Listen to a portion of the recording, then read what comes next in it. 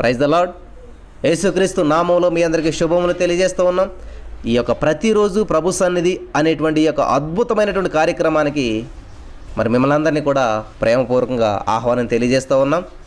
మరి ఉపవాసం అనేటువంటి అంశం గురించి మనం ధ్యానం చేస్తూ వస్తూ ఉన్నాం. మరి ఈ యొక్క ఉపవాసంలో మూలవచనంగా మనం యోవేలు గ్రంథంలో ఉన్నటువంటి ఆ మొదటి అధ్యాయంలో ఉన్నటువంటి ఆ యొక్క 14వ వచనాన్ని తీసుకుని మనం మూలవచనంగా ధ్యానిస్తూ ఉపవాస దినం ప్రతిష్ఠించుడి, వ్రత దినం ఏర్పరచుడి, యెహోవాను బ్రతిమాలుకొనుటకై పెద్దలను దేశంలోని జనులందరినీ మీ దేవుడిని యెహోవా మందిరంలో సమకూర్చుడి అనేటువంటి ఆ యొక్క వాక్యాన్ని మూలవచనంగా తీసుకుని ముందుకెళ్తున్నాం. ప్రార్థన చేద్దాం. యేసయ్యా నీకు వందనాలు. ఈ సమయం ఉంది నీ వాక్యాన్ని ధ్యానిస్తూ ఉండగా మాతో మాట్లాడి ప్రతి వారికి వినగల చెవి గ్రహించగలరు అనుగ్రహించమని మా రక్షకుడు ప్రభువైన యేసు నామంలో ప్రార్థించి నమ్మి పొందుకుని ఉన్నామా పరమ తండ్రి. ఆమేన్. హల్లెలూయా. దేవునికి స్తోత్రం కలుగును గాక. ప్రియమైనటువంటి సహోదరి స్నేహితులారా, ఇక్కడ బైబిల్ గ్రంథంలో మనం ధ్యానించుకున్నటువంటి అంశాలు మీకు అందరికీ తెలుసు. అవి మళ్ళీ ఒకసారి నేను ఉపవాసం ఉండటం వల్ల వచ్చేటువంటి ఉపయోగాలు ఏంటనేటువంటివి మనం ధ్యానం చేసుకుంటూ వస్తూ ఉన్నాం. మరి 40 days ఉపవాసాలు ఉన్నటువంటి వారిలో చివరిగా యేసుక్రీస్తు ప్రభువారి గురించి ధ్యానం చేసుకుంటూ 40 రోజులు ఉపవాసం ఉన్నటువంటి వారిలో మరి ఎవరు మోషే గారు, యెహోషువ గారు, ఏలియా గారు, అలాగే మరి యేసుక్రీస్తు ప్రభువారు కూడా 40 రోజులు ఉపవాసం ఉన్నట్టు మనం చూస్తూ ఉన్నాం. అసలు 40 రోజులే ఉపవాసం ఎందుకు చేయాలి? ఈ 40 రోజుల్లో ఉన్నటువంటి సంఖ్య, ఈ 40 సంఖ్యకి ప్రాముఖ్యత ఏంటని మనం గతంలో ధ్యానించుకున్నాం. ఈ 40 అనేటువంటిది ఏంటంటే బైబిల్లో కొన్నిసార్లు ఈ 40 అనేటువంటి సంఖ్య పరీక్షకు సిద్ధపాటుకు కూడా గుర్తుంది. ఏంటంటే 40 దినాలు ఏంటంటే ఒక పరీక్ష అవ్వచ్చు, 40 ఏంటంటే సిద్ధపడవచ్చు. కాబట్టి ఇక్కడ 40 రోజులు దేవుడికి పరీక్ష కాదండి. ఈ 40 రోజులు దేవునికి సిద్ధపాటుగా ఈ 40 రోజులు ఉపవాసం చేస్తూ ఉన్నాడు. హల్లెలూయా. ఇలా అర్థమవుతున్న వాళ్ళందరూ ఆమెను చెప్తారు. ఈ 40 రోజులు దేనికి సాదృశ్యంగా ఉన్నదంటే సిద్ధపాటు. దేనికయ్యా సిద్ధపాటు అంటే యేసుక్రీస్తు ప్రభువారు మరి ఆ సువార్త పరిచర్య ప్రారంభించడానికి 30 సంవత్సరాలు వచ్చాయి. కాబట్టి కేవలం 3.5 సంవత్సరాల సువార్త ప్రకటించడానికి యేసుక్రీస్తు ప్రభువారు ఆ 3.5 సంవత్సరాల భూలోక రాజ్యం అంతటికి శాంతి సమాధానం ప్రకటించారనమాట. కాబట్టి సువార్త ప్రకటించడానికి సిద్ధపడిన సందర్భంలో చేసినటువంటి ఈ యొక్క 40 రోజుల ఉపవాసం గురించి మనం ధ్యానం చేస్తూ వస్తూ ఉన్నాం. హల్లెలూయా. దేవునికి స్తోత్రం కలుగును గాక. ఈ 40 రోజుల ఉపవాసం ప్రార్థన చేసినప్పుడు దేవుడు ఉపవాసం ఉన్న తర్వాత పిమ్మట మొట్టమొదటిగా ప్రత్యక్షమైన సైతాను అనమాట. కాబట్టి మన జీవితంలో మేము చాలా కష్టపడుతున్నామండి, మేము చాలా ఇబ్బందుల నుంచి వచ్చామండి, చాలా భయంకర పరిస్థితుల నుంచి వచ్చామండి, దేవుడిని నమ్ముకున్నామండి, వెంటనే ఆశీర్వాదం చేస్తా అనుకుంటుంటారు చాలామంది. వస్తుంది. యేసుక్రీస్తు ప్రభువారు కూడా బాప్తిసం పొందిన వెంటనే ఇదిగో ఈయన ప్రియకుమారుడు, ఈయన నేను ఆనందిస్తున్నాను అని చెప్పాడు. కాబట్టి ఫస్ట్లో చూడండి, మనం అబ్బా ఎంత స్పీడ్గా ఉంటామంటే పాట పాడితే మనమే వాక్యం బైబిల్ ఫస్టే మనం తీస్తాం. అసలు దేవుని సంధిలో మనకు మించిన వాళ్ళు ఎవరు ఉంటారన్నమాట. ఫస్ట్ అన్నట్లో ఫస్ట్ ఉంటాం అనమాట. వావ్. దేవుడు అంటాడు ఇదిగో ఈయన ప్రియకుమారుడు, ఇదిగో ఈమె నా ప్రియకుమార్తె, ఈమె యందు నేను చాలా ఆనందిస్తున్నానని దేవుడు చెప్తాడు. వండర్ఫుల్. కానీ ప్రకటన గ్రంథం వచ్చేసరికి ఏమంటాడంటే దేవుడు, ఆయనను నీ మీద తప్పు ఒకటి మోపవలసి ఉన్నదంట. ఏంటో తప్పు అంటే మొదట నీకుండినటువంటి ఆ ఇంట్రెస్ట్, మొదట నీకుండినటువంటి ఆ ప్రేమ, మొదట నీకుండినటువంటి ఆ ఉత్సాహం ఇప్పుడు లేదు. హల్లెలూయా. దేవునికి స్తోత్రం. కాబట్టి ఈరోజున వావ్ వండర్ఫుల్. బాప్తిసం పొందిన కాడి నుంచి ఒక్కరోజు చర్చ మానలేదండి ఈ 4 రోజుల్లోనూ. వండర్ఫుల్. దేవునికి స్తోత్రం. కానీ ప్రస్తుతం చూస్తే చర్చికి రండి అని బ్రతిమాలవలసి వస్తుంది. దేవునికి స్తోత్రం కలుగును గాక. ప్రియులరా, ఆలోచన చేయండి ఎట్లా ఉన్నది మన యొక్క జీవిత ప్రయాణం. ఈ లోకంలో మీకు ఆర్థిక సమస్యలు, అనారోగ్య సమస్యలు ఏదైనా ఉండదు, కానీ ఆత్మీయ ప్రయాణం గురించి అడుగుతున్నాను నేను. మొదట్లో ఎలా ఉన్నది? మొదట్లో ఎంత యాక్టివ్గా ఉన్నాం, మొదట్లో ఎంత ఇంట్రెస్ట్గా ఉన్నాం, ప్రస్తుతం అది ఉన్నదా? అయితే దేవుడు ఒకటి అంటున్నాడు, నీ మీద తప్పు మోపవలసి ఉంది. ఏంటో తప్పు అంటే మొదట నీకుండినటువంటి ఇంట్రెస్ట్, మొదట నీకున్నటువంటి ఆసక్తి, మొదట నీకున్నటువంటి ప్రేమ, మొదట నీకున్నటువంటి దేవుని పట్ల ఉన్నటువంటి ప్రేమ ఈరోజు లేదు. హల్లెలూయా. మొదట్లో ఎంతో ఉత్సాహం, ఉల్లాసం, ఎంత దూరమైన నడిచి వెళ్ళిపోయేవాళ్ళమండి ప్రార్థనకి, ఎంత దూరమైన చేసేవాళ్ళమండి, ఎంతసేపు అయినా చేసేవాళ్ళమండి, ఎంత అలాగైనా ఉండేవాళ్ళమండి. కానీ ఇప్పుడు ఏమైపోయిందంట? అడ్రస్ గల్లంత అయిపోయింది. పిల్లలు గమనించాలి. కాబట్టి మొదట ప్రేమ నీకు లేదు, అందుకే తప్పు మోపుతానంటున్నాడు. ప్రేమ అంటే ఏంటి? దేవుడు చెప్తున్నాడు, ఎవడైనా నన్ను ప్రేమించిన ఎడలా వాడు నా ఆజ్ఞలను గైకొనును. హల్లెలూయా. దేవుని ప్రేమిస్తున్నామండి. మరి దేవుడు ఏం ఆజ్ఞ ఇచ్చాడు? నిన్ను వలే నీ పొరుగువాని ప్రేమించు అని చెప్పాడు. హల్లెలూయా. ప్రభా నిన్నే ప్రేమిస్తాను, నేను వాళ్ళని ప్రేమించను, నేను పక్కోడిని ప్రేమించను అంటే మనం దేవుని ఆజ్ఞను పాటించినట్టేనా? ప్రియులరా, ఆలోచించండి ఒకసారి. మీ మనస్సాక్షిని ఒకసారి అడగండి. నేను దేవుని ప్రేమిస్తున్నాను, దేవుని ఆజ్ఞను అనుసరిస్తున్నాను అని మనం అనుకుంటూ ఉన్నాం. కానీ ఒక్కసారి ఆలోచన చేసుకుందాం, మన మనస్సాక్షిని గద్దించుకుందాం. మన మనస్సాక్షి మనకి చెప్తూ ఉంటుంటుంది. ఎందుకంటే ధర్మశాస్త్రం లేకముందంట మనస్సాక్షే ధర్మశాస్త్రంగా పనిచేస్తుందంట. హల్లెలూయా, దేవునికి స్తోత్రం కలుగును గాక. కాబట్టి ఈ రోజున దేవుడు చూడండి, బాప్తిసం పొందినట్టునే ఇదిగో ఈయన నా ప్రియ కుమారుడు, ఈయన నేను ఆనందిస్తున్నానని చెప్పి ఒక పౌరు రూపంలో పరిశుద్ధాత్మ దేవుడు రావడం అదంతా అద్భుతం. వెంటనే మెచ్చుకున్న వెంటనే ఏమొచ్చిందంటే శోధన వచ్చింది, బాధ వచ్చింది, బలహీనత వచ్చింది, ఆకలేసింది. అంతా కష్టపడిన తర్వాత ప్రత్యక్షమైంది ఎవరు తెలుసండి? సాతాను ప్రత్యక్షమయ్యాడు. హల్లెలూయా, దేవునికి స్తోత్రం కలుగును గాక. హల్లెలూయా. మరి దేవుని కుమారుడిగా యేసు ప్రభువు వారికి ఉన్నటువంటి బాధ్యత, ఆయన యొక్క ధర్మం, ఆధిక్యత ఏమిటంటే మరి తన అవసరాలను తండ్రి తీరుస్తాడని నమ్మి తండ్రి మాట ప్రకారం మాత్రమే ప్రవర్తించడం అన్నమాట. అది దేవుని ఉద్దేశం. హల్లెలూయా, దేవునికి స్తోత్రం. కాబట్టి ఈ రోజున చాలామంది ఏం చేస్తూ ఉంటుంటారంటే సమస్యలు వచ్చినప్పుడు త్రొట్టిల్లిపోతూ ఉంటుంటారు, సమస్యలు వచ్చినప్పుడు సైడ్ అయిపోతూ ఉంటుంటారు. హల్లెలూయా, దేవునికి స్తోత్రం కలుగును గాక. కాబట్టి ఫస్ట్లో మనం ఎంత ఉత్సాహంతో అబ్బా, మీకు ఒక ఎగ్జాంపుల్ చెప్తాను, బాగా అర్థమవుతుంది. ఏసన్న గారి దగ్గరికి ఒక ఆయన వచ్చాడంట పరిచర్య ప్రారంభించిన తొలి దినాల్లో. ఏసన్న అంటే ఏంద్రా బాబు బాగున్నావు అంటే బాగున్నానన్నా, నేను పరిచర్య చేయాలనుకుంటున్నాను. అరే పరిచర్య అంటే మాటలు కాదురా, చేద్దాం. లేదన్నా నేను చేస్తాను అన్నాడంట. సరే నాన్న అని చెప్పి ఓకే అన్నారంట. రూపాయి ఇండి అన్నాడంట. ఎందుకురా అంటే రూపాయి గుండు కొట్టించుకోవాలన్నాడంట. రూపాయి ఎందుకురా బాబు అంటే నా దగ్గర డబ్బులు లేవు, రూపాయి గుండు కొట్టించుకొస్తున్నాడు. గుండు ఎందుకురా అంటే దైవ సేవకులకు అసలే దేవుని పని చేసే వాళ్ళకి ఆడంబరాలు ఎందుకన్నా, ఏముండకూడదు అసలు ఈ లోకంలో, ఆడంబరాలు ఉండకూడదు అసలేని అని చెప్పి వెళ్ళి ఆ రూపాయి పట్టుకుని వెళ్ళి గుండిగించుకుని వచ్చాడంట. అరే వీడికి ఎంత భక్తి ఉన్నదని చెప్పి చాలా ఇంప్రెస్ అయ్యారంట ఏసన్న గారు. పొద్దుటే లేపేస్తున్నాడు మూడు కానీ, అన్నా లేదన్నా ప్రార్థన చేయలే అన్నా, ఇక్కడే ఉంటే ఎలాగన్నా, మనం సువార్త ప్రకటించాలన్నా, ప్రతి వీధికి వెళ్ళాలన్నా, ప్రతి చోట తిరిగి సువార్త ప్రకటించాలన్నా. ఏసన్నా పడుకుంటావండు, దేవుడు పని చేయాలి కదా. అరే ఈడుకున్నంత ఇంట్రెస్టే నాకు లేదు, ఈడుకున్నంత ఆసక్తే నాకు లేదని ఏసన్న గారు చాలా బాధపడేవారంట.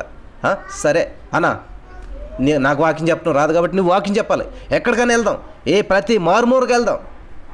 కాబట్టి నేను అన్నీ మోసుకొస్తాను, బైబిల్ మోసుకొస్తాను, డ్రమ్ము మోసుకొస్తాను, అన్నీ నేనే మోసుకొస్తాను, నువ్వు వచ్చి వాకింగ్ చెప్పాను సరిపోతుంది అని చెప్పి అంటే ఈశాన్ గారికి ఇంకా మరి చాలా ఇంట్రెస్ట్ వచ్చిందంట.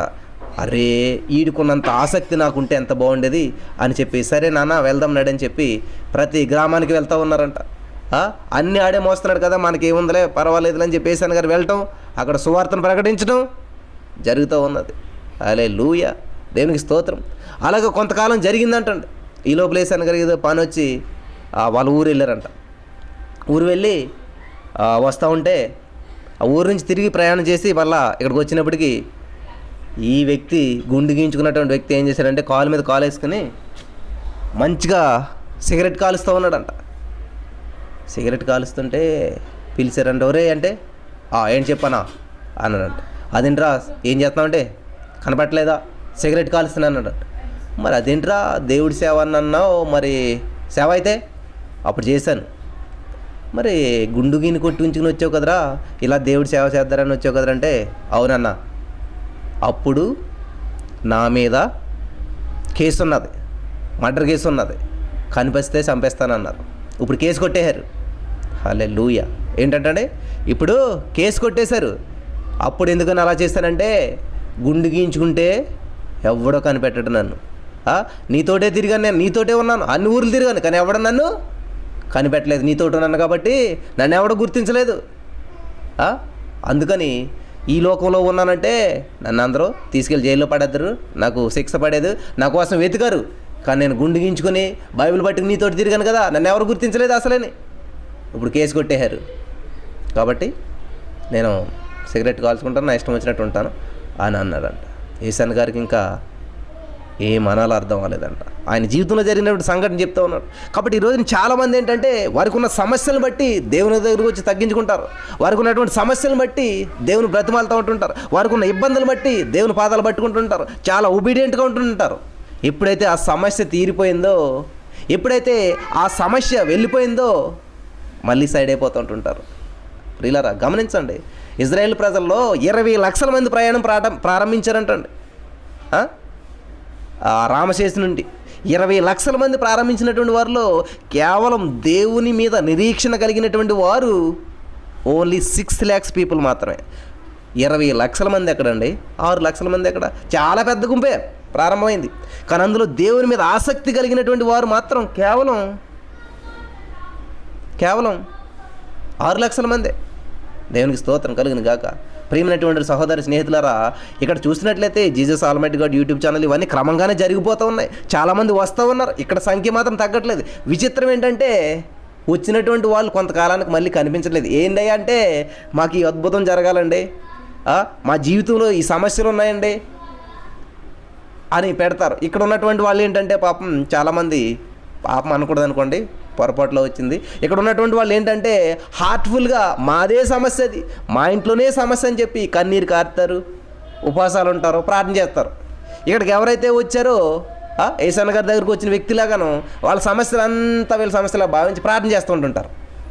కొన్నాళ్ళకి ఏమవుతాయంటే కొన్ని రోజులు కావచ్చు, కొన్ని గంటలకు, కొన్ని నిమిషాలు, కొన్ని సెకండ్లు కూడా తగ్గిపోతుంటాయి. కొన్ని సమస్యలు ఏమవుతుంటాయంటే పోతాయి సమస్యలన్నీ.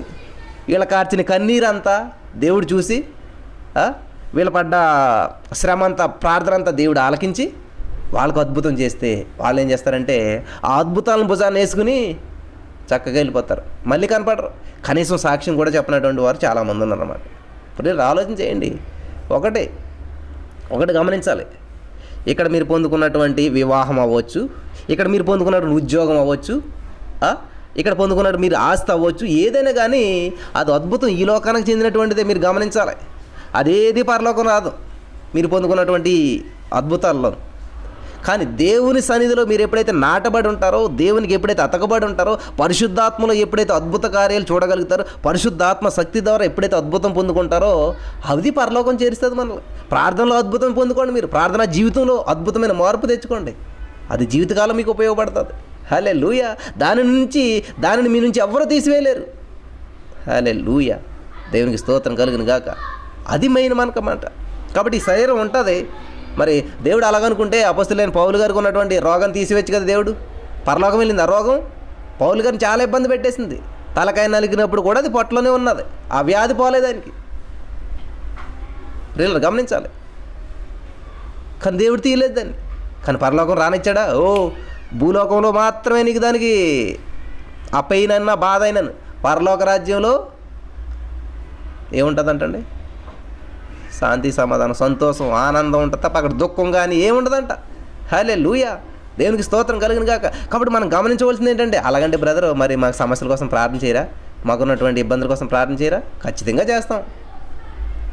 అబ్బాయి దేవుడు మన జీవితంలో అద్భుతాలు చేస్తున్నాడు, స్వస్థతలు చేస్తూ ఉన్నాడు, ప్రతి బంధకాల నుంచి విడిపిస్తున్నాడంటే ఇంకా దేవుని పాదాలను హత్తుకుంటావని.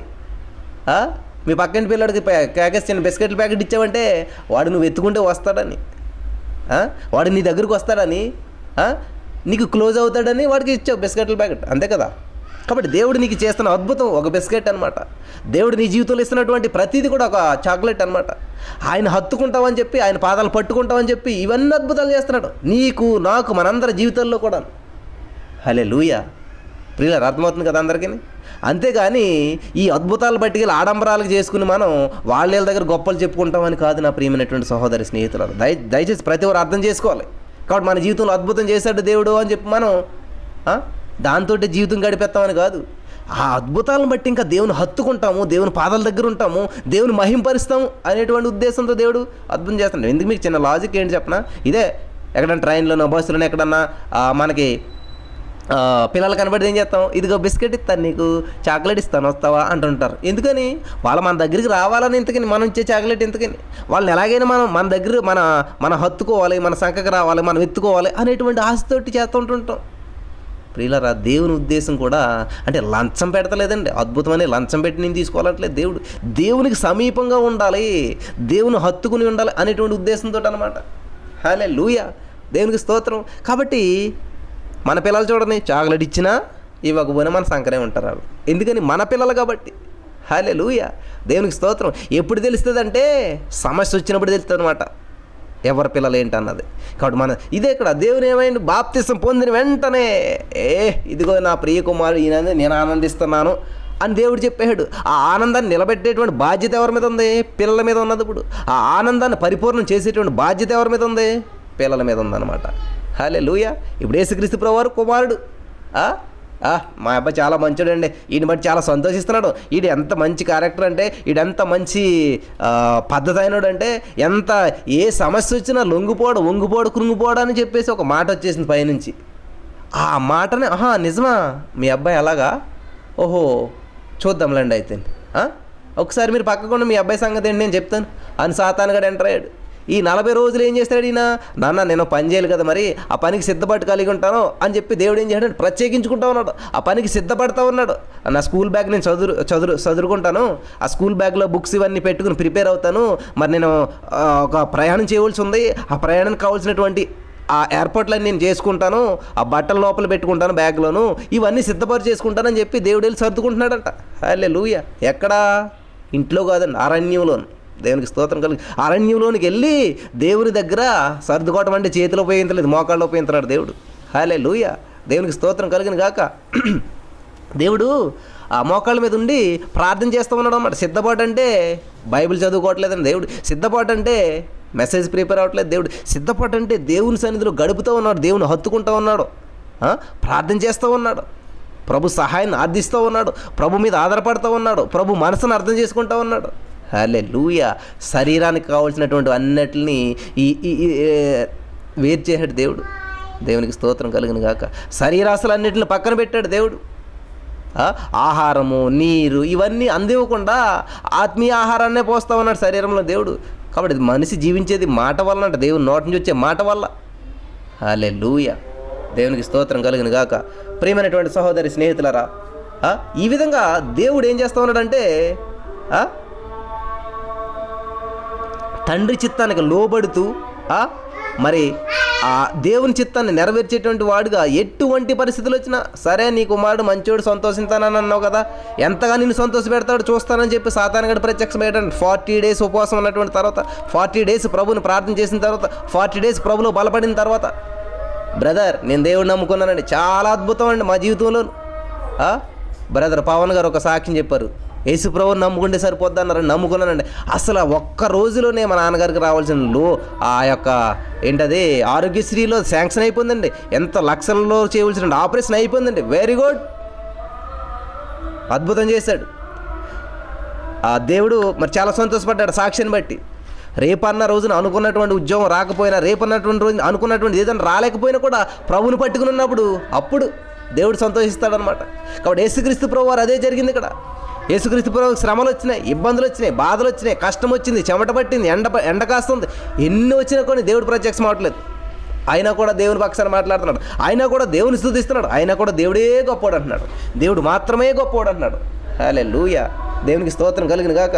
మత్తయి సువార్త 4వ అధ్యాయంలో చూసినట్లయితే, అప్పుడు యేసు అపవాది చేత శోధించబడి ఆత్మను అరణ్యములోనికి కొనుపోబడిను, 40 దినములు 40 రాత్రులు ఉపవాసం ఉండిన పిమ్మట. మోసే గారు కూడా 40 దినములు 40 పగళ్ళు ఉపవాసం ఉన్నారు.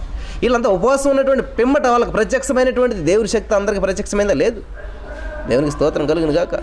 ప్రియులారా, ఇక్కడ గలతీ పత్రిక 6:7 చూసినట్లయితే, మోసపోకుడి, దేవుడు వెక్కిరింపబడడు, మనుషుడు ఏమి విత్తునో అదే పంటను కోస్తాడంట. హల్లెలూయా. యాపిల్ చెట్టు విత్తి మనం ఆరెంజ్ పళ్ళు కోయలేం కదండి. కాబట్టి మనం ఈ రోజున ఎటువంటి ఉద్దేశంతో మనం ఇక్కడ ఉన్నాం? అద్భుతాల కోసమా? లేకపోతే దేవుడి సన్నిధిలో మనం మనుషులు మోసం చేయొచ్చాము, కానీ దేవుడు మోసం చేయలేం. ప్రియమైనటువంటి సహోదరి స్నేహితులారా, హల్లెలూయా. దేవునికి స్తోత్రం కలిగిన గాక.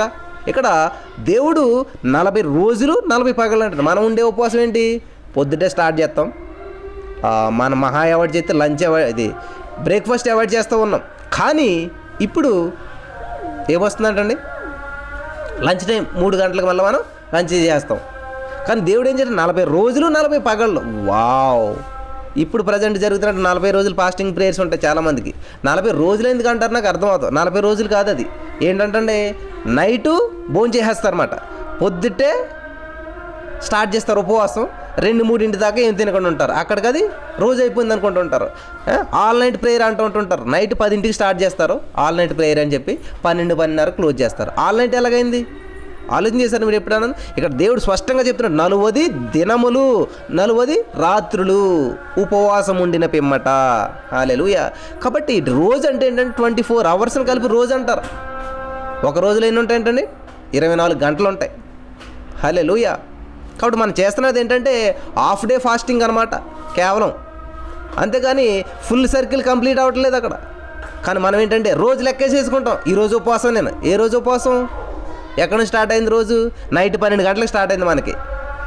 మరలా ఈరోజు ఎప్పుడు వరకు ఉంటుంది? నైటు 11:59 వరకు ఈరోజే ఉంటుంది. క్యాలెండర్ ఎప్పుడు మారుతుందంటే 12 గంటలకు మారుతుంది. కానీ మనం ఏమనుకుంటాం? ఈరోజు ఉపవాసం అండి. ఎప్పుడు? పొద్దుట 6ంటికి టిఫిన్ చేస్తాం, అక్కడ స్టార్ట్ చేస్తాం. మహా ఉంటే సాయంత్రం 6 దాకానో 5 దాకా ఉంటాం. అంటే 10 to 12 గంటలు మనం ఫాస్టింగ్ పెడతా ఉన్నాం శరీరాన్ని అనమాట. కానీ లెక్క చూస్తే మనకేంటి? రోజు. హల్లెలూయా. కాబట్టి రోజు అంటే ఏంటంటే ఇక్కడ 40 దినములు 40 రాత్రులు, అంటే దినం మాత్రమే ఉపవాసం ఉంటా ఉన్నాం మనం. ఎందుకని ఫుల్ డే ఉపవాసం ఉండలేదు అనమాట. హల్లెలూయా. దేవునికి స్తోత్రం కలుగును గాక. కాబట్టి మనం చెప్పుకోవడానికి వేసుకునేటువంటి లెక్కలన్నీ ఎలా ఉంటాయంటే, ఒక గంట చేస్తే 10 గంటలా చెప్పుకుంటూ ఉంటాం, ఒక చిన్న పని చేస్తే పెద్ద పనిలా చెప్పుకుంటూ ఉంటుంటాం. హల్లెలూయా. కాబట్టి ఇక్కడ దేవుని విషయంలో జరుగుతున్నటువంటిది మన విషయంలో జరుగుతుంటుంది అన్నమాట. యేసుక్రీస్తు ప్రభు వారు బాప్తిసం పొందిన వెంటనే, యేసుక్రీస్తు ప్రభు వారు బాప్తిసం పొంది పైకి వచ్చిన వెంటనే, ఓ ఈయన నా ప్రియకుమారు, ఈయన నేను అందిస్తున్నాను, వండర్ఫుల్ వర్డ్ వినిపించింది బయట నుంచి, పైనుంచి. అందరూ కూడా ఆశ్చర్యపోయారు, వావ్ అనిపించింది. తర్వాత ఏంటంటే పైనుంచి స్వరం బాగానే ఉంది. ఆ పైనుంచి వచ్చిన స్వరాన్ని బలపరిచే విధంగా మనం ఉండగలుగుతున్నామా? ఆ పైనుంచి వచ్చిన స్వరాన్ని మరి నిలబెట్టగలుగుతున్నామా? దేవుడు మనకు ఒక అధికారం ఇచ్చాడు, ఎప్పుడైతే నమ్మి బాప్తిసం పొందినప్పుడు రక్షించబడతాడని చెప్పేసి. కాబట్టి యేసు నామములో మనం నమ్ముచున్నాం, బాప్తిసం పొందుతున్నాం, విశ్వాసం ఉంచాం, దేవుని సొంత రక్షకుని అంగీకరించాం. కాబట్టి యేసయ్య రక్తంలో ఎవరైతే నమ్మి బాప్తిసం పొందుతారో మీరు ఉచితమైనటువంటి కృపచేత నీతిమంతులుగా తీర్చబడుతున్నారు అని చెప్పి దేవుని వాక్యం సెలవిస్తూ ఉంది. కాబట్టి మనకు శ్రమలు వచ్చినప్పుడు, ఇబ్బందులు వచ్చినప్పుడు, భయంకరమైన శోధనలు వచ్చినప్పుడు, ఆర్థిక సమస్యలు వచ్చినప్పుడు, అనారోగ్య పరిస్థితులు వచ్చినప్పుడు, నిరుద్యోగం ఎదురైనప్పుడు, మరి తినడానికి తిండి లేని పరిస్థితి ఎదురైనప్పుడు, ఇంకా మానసిక ఒత్తిళ్ళు ఎదురైనప్పుడు, ఇవన్నీ ఎదురవుతున్నప్పుడు మనం దేవుని పట్టుకుని ఉండగలుగుతున్నామా? చాలా కొద్ది మంది అండి, గుంపులు మనకు వస్తుంటుంటారు. గుంపులు మనకి ఒక ఎగ్జామ్కి అప్లై చేస్తారు కదండి. ఎంతమంది అప్లై చేస్తారు? పోస్టులు 10,000 అండి, 10 లక్షల మంది అప్లై చేశారు. 10 లక్షల మందిలో మళ్ళీ కొంతమందికి కుదరక ఎగ్జామ్ రాయరు, తగ్గిపోతారు, ఫిల్టర్ అయిపోతారు. అక్కడ ఎగ్జామ్ రాసిన వాళ్ళందరిలో ఎంతమంది పాస్ అవుతారు? 10,000 మంది మాత్రమే. హల్లెలూయా. దేవునికి స్తోత్రం. ఎగ్జామ్ అందరూ రాసినట్టుగానే రాసేస్తారు, ఎగ్జామ్ అందరూ సిద్ధపడినట్టుగానే ఉంటుంటారు, ఎగ్జామ్ వరకు వెళ్ళిపోతారు. ఎగ్జామ్ ఎదురైపోయిన తర్వాత తెలుస్తుంది అన్నమాట విషయం ఏంటన్నది. ఎగ్జామ్కి వెళ్ళినంత అని అందరికీ జాబ్ వచ్చేది, రిజల్ట్లో తెలుస్తుంది అనమాట అసలు సంగతి ఏంటన్నది. దేవునికి స్తోత్రం కలుగును గాక. రిజల్ట్ చూస్తే నీకు వచ్చిందా జాబ్? నాకు రాలేదు. నీకు వచ్చిందా? నాకు రాలేదు. ఎవరికి రాలేదు. ఎందుకని? అంతా కూడా ఫెయిల్ అనమాట. ప్రేమైనటువంటి సహోదరి స్నేహితులరా, ఈరోజు మనకు ఆత్మీయమైన పరీక్షలు ఎదురవుతూ ఉన్నప్పుడు ఎట్లాగ మనం సిద్ధపడుతూ ఉన్నాం, ఎట్లాగ మనం ప్రభులో బలపడుతూ ఉన్నాం. దేవునికి స్తోత్రం. ఉపవాసం ఉన్నటువంటి పిమ్మట అంటే సాతానుగాడు వచ్చి ఆయన ఎద్దకు వచ్చి, నీవు దేవుని కుమారుడు అయితే ఈ రాళ్ళు రొట్టెలగినట్లు ఆజ్ఞాపించుమనను. అందుకు ఆయన ఏమంటున్నాడు? ఓ దేవుడా, ఈ రాళ్ళు రొట్టెలైనట్లు ఆజ్ఞాపించు. నువ్వు దేవుడు కుమారుడు అయితే, దేవుని కుమారుడు కాబట్టి అని అనట్లేదు, దేవుడు కుమారుడు అయితే అన్నది. చాలామంది చేస్తా, నువ్వు బాప్తిసం పొందావా? సరే, నువ్వు నిజంగా బాప్తిసం పొందినట్లయితే, నువ్వు నిజంగా దేవుని బిడ్డ అయినట్లయితే, నువ్వు నిజంగా అదైతే ఇది ప్రార్థన చేయి, ఇది అయిపోవాలి, ఇది ప్రార్థన చేయి, ఇది అవ్వాలి అని చెప్పి అలాగొక టెస్టింగ్ కోసమో దేనికోసమో చేస్తే దేవుడు అద్భుతాలు జరగవు. ప్రియమైనటువంటి సహోదరు స్నేహితులారా, గమనించాలి. సాతానుడు ఏమంటాడు తెలిసి, నువ్వు నిజంగా దేవుని కుమారుడు అయితే, నువ్వు నిజంగా దేవుని బిడ్డవైతే ఇప్పుడు నాకు 10,000 అప్పి, నువ్వు నిజంగా దేవుని బిడ్డవైతే నాకు ఇక్కడ సంతకం పెట్టు, నువ్వు నిజంగా దేవుని బిడ్డవైతే. నువ్వు సంతకం పెట్టకపోతే, నువ్వు సాక్షి సంతకం పెట్టకపోతే అక్కడ దేవుని బిడ్డవు కదా. నువ్వు నిజంగా వాళ్ళకి 10,000 అప్పు ఇవ్వకపోతే దేవుని బిడ్డవు కదా. చాలామంది ఏం చేస్తారంటే ఈ లాజిక్ వాడుతుంటారు అన్నమాట. నువ్వు నిజంగా దేవుని బిడ్డవైనట్లయితే ఇట్లా చెయ్యి, అట్లా చెయ్యి. ప్రియులరా, ప్రలోభాలకి లోనైపోవద్దు. సాతానుగాడు చాలా తెలుగుగా మాట్లాడిస్తూ ఉంటుంటాడు అనమాట. నువ్వు నిజంగా దేవుని కుమారుడు అయితే రాళ్ళు రొట్టెలగినట్టు చేయమంటున్నాడు అంట. హల్లెలూయా. దేవునికి స్తోత్రం. రాళ్ళు రొట్టెలగటం ఏంటండి? ఆలోచన చేశారు ఎప్పుడన్నాను? వెంటనే దేవుడు ఏం చేస్తున్నాడు? హృదయం నిండి ఉన్న దాన్ని బట్టి నోరు మాట్లాడుతుందంట. కాబట్టి హృదయంలో ఏమి నిండి ఉన్నది మనకి? కోపము, ద్వేషము, అసూయ ఇట్లా ఏదైనా ఉన్నదనుకోండి, వెంటనే కోపడే ఏం మాట్లాడుతున్నాడు? అవతలపో ఇట్లా తిడుతూ ఉంటుంటాం మనం వాక్యం తెలియక. ఎవరైనా మనల్ని ప్రశ్న వేసినా, ఎవరైనా మనల్ని కొంచెం ఏదన్నా మాట్లాడితే ఏం చేస్తాం? సిరాకు పడిపోతుంటుంటాం. లేకపోతే దేవుని శిక్ష నీ మీదకి వస్తుంది అని ఇట్లా చెప్తుంటుంటాం.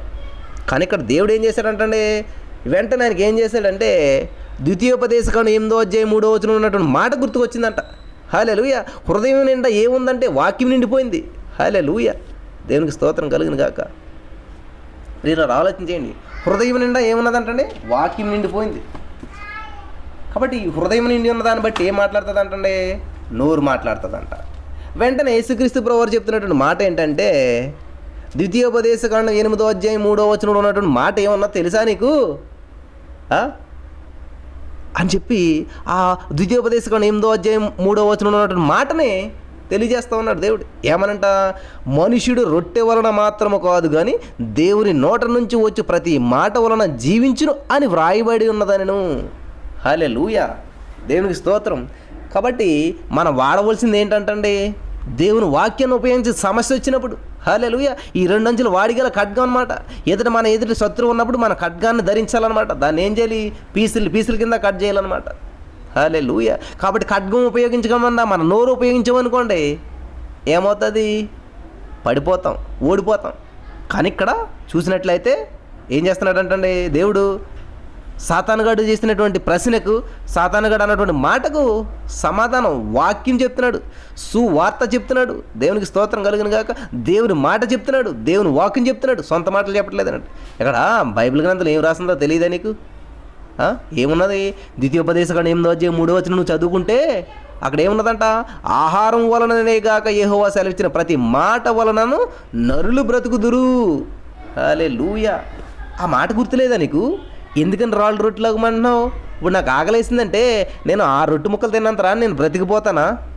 రొట్టె ముక్క వలన కాదు బ్రతికేది, దేవుడు నోట నుంచి వచ్చేటువంటి ప్రతి మాట వలన బ్రతికుతాడు మనిషి అని చెప్పాడంట.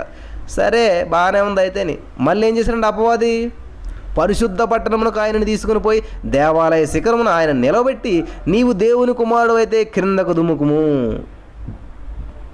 దేవుడు కుమారుడు అయితే, దేవుడు కుమారుడు కాబట్టే దేవుని యొక్క గ్రంథంలో ఏ విషయాలు ఉన్నాయో తెలుస్తూ ఉన్నాయి. వీళ్ళని గమనించాలి. దేవుని యొక్క వాక్కు చేత నింపబడ్డాడు కాబట్టే ఆయన దేవుని యొక్క సన్నిధిని అనుభవిస్తున్నాడు కాబట్టే ఆ బైబిల్ని జీర్ణించుకున్నాడు కాబట్టే ఏం చేస్తున్నాడు? ఆయన చక్కటి సమాధానాన్ని చెప్తూ ఉన్నాడు. ఆయన తర్వాత నీవు దేవుడి కుమారుడు అయితే కిందకు దూముకు అన్న వెంటనే ఆయన ఏం చేస్తున్నాడు? హలో, దూకుము అని చెప్పి, ఓహో బైబిల్లో మాటలు చెప్తున్నావు నువ్వు, సరే సరే. మరి 97వ కీర్తనలు ఏ మాట ఉన్నా తెలుసా? ఇప్పుడు ఎవరు చెప్తున్నారు? సాతానుగాడు కూడా బైబిల్ ఉపయోగిస్తున్నాడు. సాతానుగాడు కూడా బైబిల్లోంచే వాక్యాలు చెప్తూ ఉన్నాడు. ఏమనంటే 97వ కీర్తనలో 11, 12 వచనాలు ఏముందో తెలుసా నీకు? ఎవరు ఇప్పుడు? సాతానుగాడు మాట్లాడుతున్నాడు. 97వ కీర్తన 11, 12 వచనాలు ఏంటంటే, నీ పాదం ఎప్పుడైనాను రాతికి తగలకుండా వారు నిన్ను చేతులతో ఎత్తు పట్టుకుందురు అని చెప్పి అక్కడ రాయబడి ఉన్నది కదా. ఆయనతో అని చెప్తున్నాడు సాతానుగాడు. ఎవరంటండి ఈ మాట చెప్తుంటా? బైబిల్ను ఉపయోగించి చెప్తున్నటువంటి మాట్లాడుతున్నటువంటి మాట ఎవరు మాట్లాడుతున్నారంటే సాతానుగాడు మాట్లాడుతున్నాడు. దేవునికి స్తోత్రం కలుగును గాక. హల్లెలూయా. వావ్. సాతాను కూడా బైబిల్ వచ్చా అనుకుంటున్నారా మీరు? సాతానుగాడు కూడా బైబిల్ తెలుసా అనుకుంటున్నారా మీరు? సాతానుగాడు కూడా ఈ అన్నీ ఎలా తెలుసా అని మీరు అనుకుంటున్నారా? ప్రిల్లరా, విషయం ఏంటంటే సాతానుగాడు వర్షిప్ లీడర్ అనమాట. అత్యంత ప్రభావవంతమైనటువంటి పరిచర్య ఏంటంటే వర్షిప్ అనమాట. ఈ వర్షిప్కే లీడర్ సాతాన్. దేవుని దగ్గర పని అది. ఉన్నతమైన స్థితిలో పెట్టాడు అన్నమాట సాతాన్ దేవుడు. హల్లెలూయా. లూసిఫర్ మంచి దూత అనమాట. మంచి ఆరాధనతో అభిషేకించేటువంటి మంచి పొజిషన్. దేవుని స్తుతించాలి, ఆరాధించాలి. అటువంటి పొజిషన్ని కోల్పోవడం జరిగిందనమాట. హల్లెలూయా. 97వ కీర్తన 12వ, నీ పాదములకు రాయి తగలకుండా వారు నిన్ను తమ చేతుల మీద ఎత్తి పట్టుకుందరు. ఇది ఎవరు చెప్పారని మాట? దేవుడు కాదు, సాతానుగాడు బైబిల్లోంచి చూసి చెప్పించినాడు. వావ్.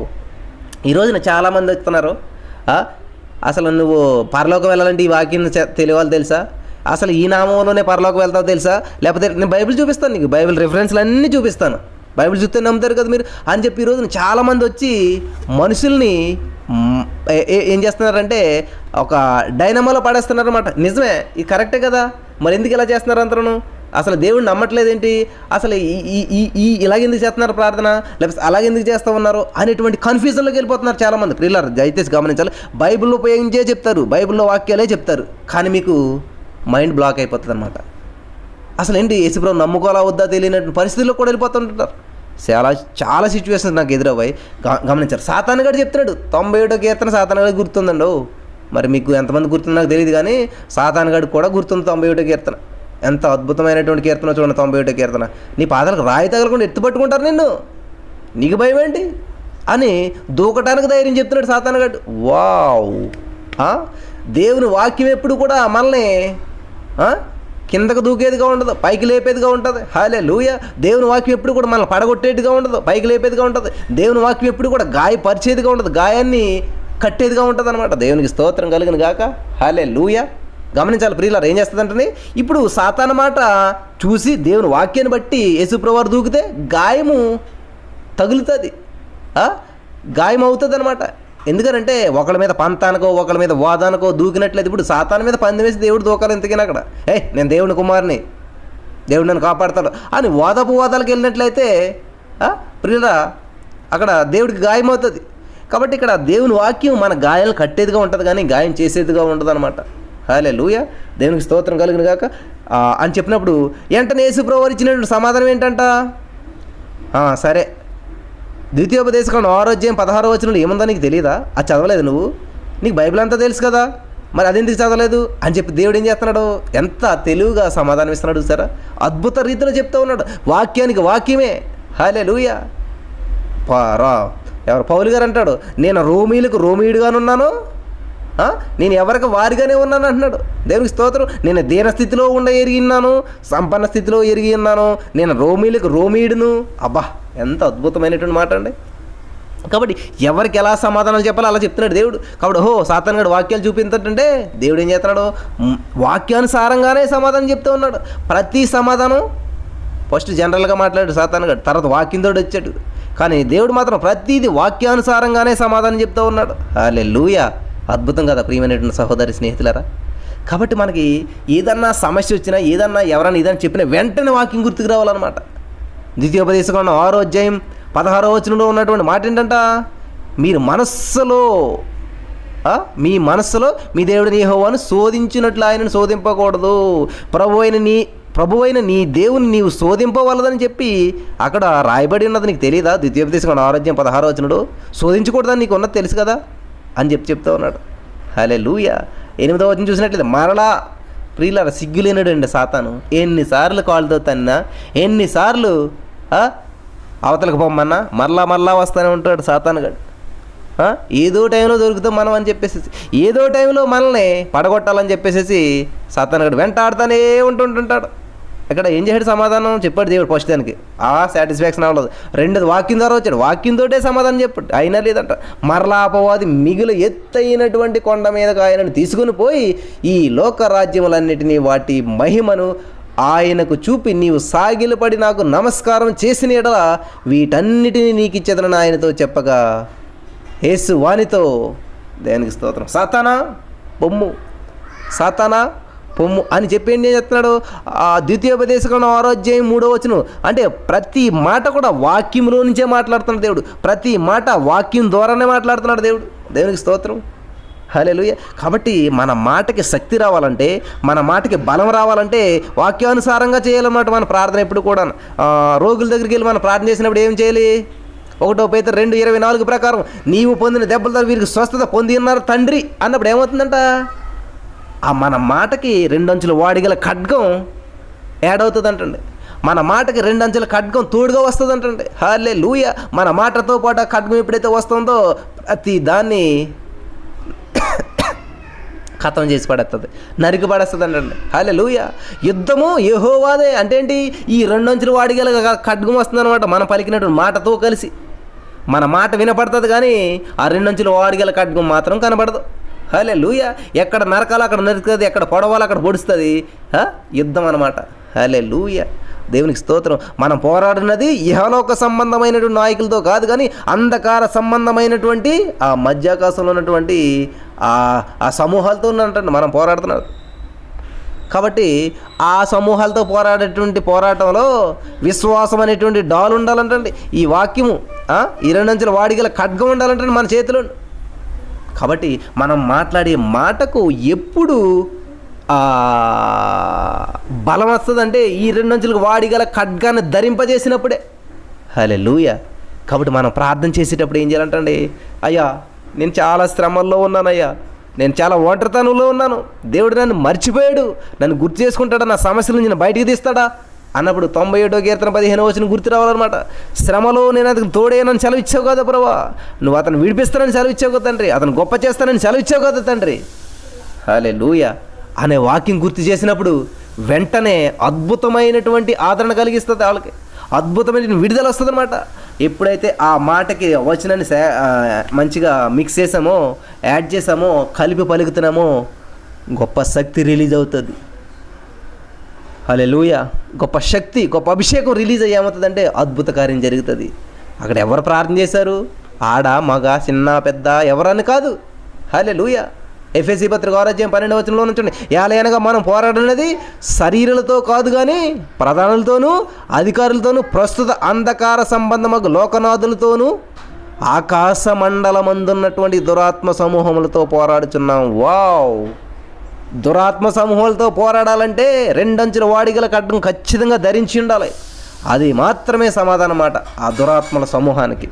దేవునికి స్తోత్రం కలుగును గాక. హల్లెలూయా. కాబట్టి దురాత్మల సమూహాలతో పోరాడుతూ ఉన్నాం మనం. దేవుని ప్రార్థన చేస్తూ ఉండాలి. ఆ 2 అంచెల వాడిగల ఖడ్గాన్ని ధరిస్తూ ఉండాలన్నమాట. ప్రార్థన చేస్తే సరిపోతుంది కదండి, కాదు. ప్రార్థన చేస్తా ఏముండాలంటే కత్తి చేతిలో ఉండాలి. కత్తి చేతిలో ఉన్నప్పుడు మాత్రమే ఆ దురాత్మ సమూహాలు ఏసు నామములో బంధిస్తున్నాము తండ్రి, ఏసు నామములో విడుదల చేస్తున్నాము తండ్రి అంటాం. ఎక్కడొచ్చింది, ఎక్కడంటే కనపడదు. ఈ దురాత్మల సమూహం ఎక్కడ ఉన్నదంటండి, ఆకాశ మండలం మంది ఉన్నదంటండి. హల్లెలూయా. కాబట్టి ప్రతిరోజు మనం బంధిస్తూ ఉండాలన్నమాట. యేసు నామములో దురాత్మలను, ఆ అంధకార సంబంధము దురాత్మ సమూహములను బంధిస్తున్నాము తండ్రి. బయటికి పోమని ఆజ్ఞాపిస్తున్నాము తండ్రి. బైక్ ఎంత స్టార్ట్ చేసినా స్టార్ట్ అవుతుంది. కారణం ఏంటంటే అంధకార సంబంధమైనటువంటి దురాత్మల సమూహం ఆఫ్ చేసింది కాబట్టి. యేసు నామములో బయటకు పోమని ఆజ్ఞాపిస్తున్నామంటే ఏమీ కనిపించదు, బైక్ స్టార్ట్ అవుతుంది. ఎలా స్టార్ట్ అయింది, ఇదన్నమాట. ఈ బంధకాలు బంధించినటువంటి ఆత్మ వదిలిపోయింది కాబట్టి. హల్లెలూయా. దేవునికి స్తోత్రం కలుగును గాక. మన జీవితంలో ఏదైతే ఆగిపోయిందో, ఏ హార్ట్ బీట్ అయితే ఆగిపోయిందో, యేసు నామములో ఇది పనిచేయను కాకుండా పనిచేస్తుంది. ఎందుకని అంతవరకు ఆ దురాత్మ సమూహం ఏం చేసిందంటే బంధించింది, పట్టుకున్నది, అడ్డుకున్నది. ఎప్పుడైతే మనం యేసే రక్తాన్ని 2 అంచెల వాడిగల ఖడ్గాన్ని దేవుని వాక్యాన్ని ఉపయోగించి ఆయన పొందిన దెబ్బల ద్వారా ఇలా స్వస్థత పొంది అని మనం ప్రకటిస్తున్నామో ఏమవుతుందంటే దాని గుండెల్లో దిగుతుందంటే ఈ 2 అంచెల వాడిగల ఖడ్గం. హల్లెలూయా.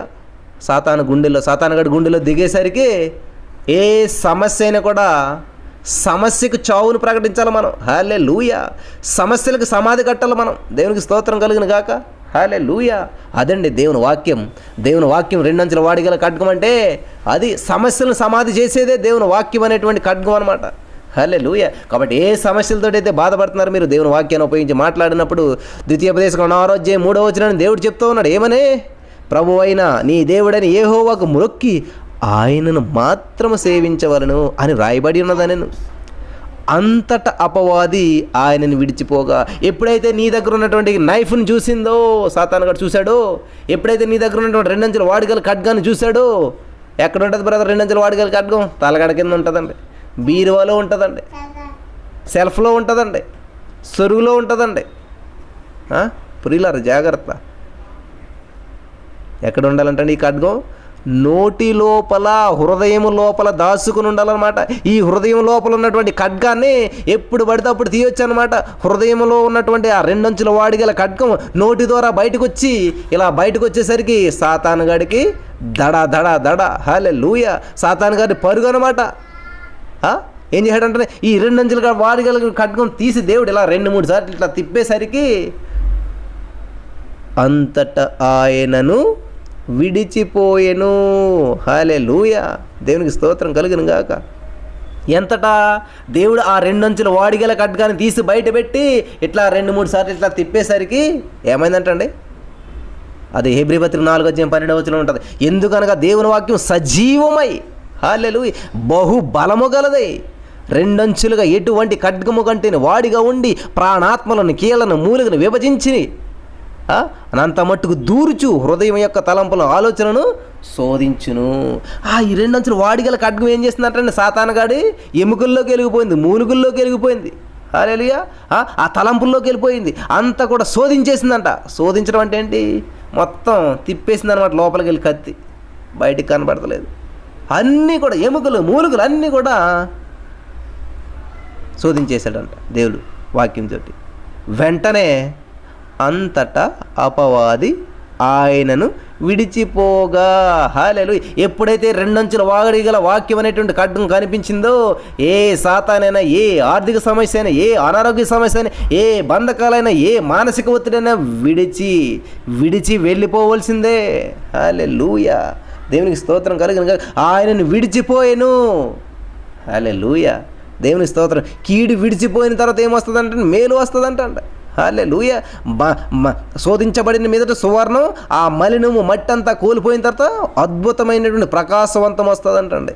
ఏమొచ్చిందంటే తర్వాత ఎవరు వచ్చారంటే, ఇదిగో దేవుని దూతలు వచ్చి ఆయనకు పరిచర్య చేసిరి. హల్లెలూయా. నేను నా చిన్నతనంలో చాలా ఎక్కువసార్లు చూసాను. ఆ నలుగురు అనేటువంటి ఒక సినిమా చూశాను నేను. చాలా ఫేమస్ అయింది అప్పట్లోనూ. అందులో ఏంటంటే, అందులో రాజేంద్ర ప్రసాద్ గారు అనుకుంటా ఆ హీరో గారు అనమాట.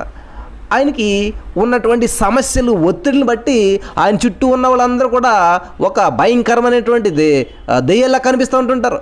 ఈయన ఎప్పుడైతే మనస్సు నెమ్మదిస్తుందో, ఈయన మనసు ఎప్పుడైతే మామూలు అయిపోతుందో, చుట్టూ ఉన్న వాళ్ళు ఇంతకు దేవదూతలు అనమాట, దెయ్యాల్లా కనబడ్డారు ఆయనకు.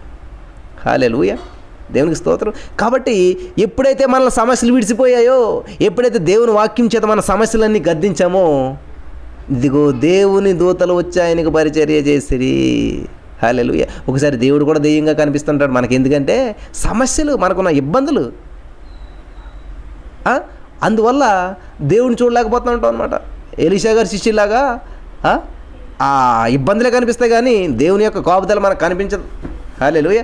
అంతటా ఆయనను విడిచిపోగా దేవుని దూతలు వచ్చి ఆయనకి పరిచర్య చేసిరి. ప్రియులారా, దేవుడు మనల్ని విడిచిపెట్టేటువంటి దేవుడు. మొదట ఏమన్నాడు? ఇదిగో ఈ నా ప్రియకుమారుడు అన్నాడు. చివరికి ఆయనే వచ్చాడు.